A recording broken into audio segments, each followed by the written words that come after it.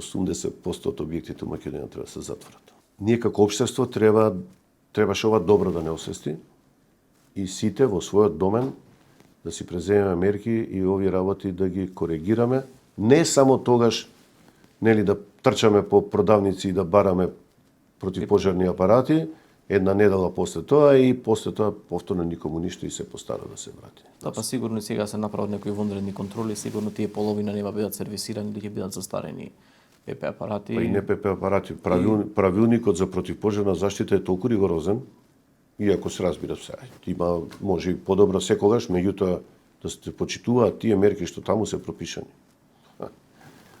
80% од објектите во Македонија треба да се затворат. Ама сега, ако сакате да работите, исто како во градежништвото, че не можам ја да влезам во да градам објект само со добра волја. Нели? Да се заиграме, не играчка, сега ќе се заиграм, ќе си градам објект. Исто и ова. Сакате локал да отворите.